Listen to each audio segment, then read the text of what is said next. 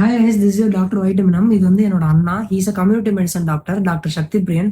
And இவர்கிட்ட வந்து இன்னைக்கு நம்ம டயபெட்டிஸ் மெலிட்டஸ் ஒரு சில டவுட் இருக்கு, வாங்க கேட்டு தெரிஞ்சிருக்கு. அண்ணா, எந்த வயசுல வந்து டயபெட்டிஸ்க்கான வந்து சிம்டம்ஸ் எல்லாம் வந்து ஸ்டார்ட் ஆகும்? உனக்கே தெரியும், நம்மளுக்கு வந்து பிறந்த குழந்தைக்கு வருது, வயசானவங்களுக்கு வருது, டீனேஜர்ஸ்க்கு வருது. என்னன்னா நம்ம ஏஷியன் ஜீன்ஸ்லேயே அதுக்கான ரிஸ்க் ஃபேக்டர் அதிகமாக இருக்குது. ஏஷியன் எத்தினிசிட்டியில் இருக்கிறதுனால அந்த டயபெட்டிஸ் ரிஸ்க் ஃபேக்டர் அதிகமாக இருக்குது. எந்த ஏஜுக்கு வேணாலும் டயபெட்டிஸ் வரலாம்.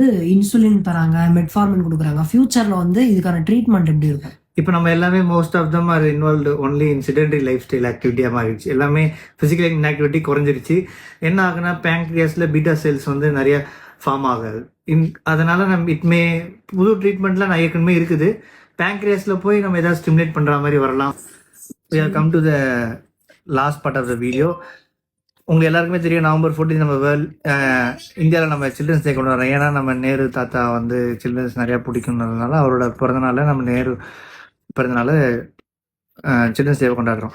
அதேமாரி நம்ம நவம்பர் 14 நம்ம இன்னும் மறக்கக்கூடாது ஒன்று என்னன்னா, world diabetes day world health organisation organise பண்ணி வருஷம் கொண்டாடுறாங்க.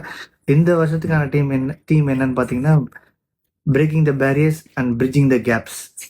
இந்த மாதிரி சில்ட்ரன்ஸ் எப்படி ஆக்டிவோ இப்படி இருக்காங்களோ அதே மாதிரி நம்ம இருக்கிற டயபெட்டிஸ் எல்லாருமே நம்ம இந்த பிசிக்கல் ஆக்டிவிட்டியை ப்ரொமோட் பண்ணுவோம். சே பாய்.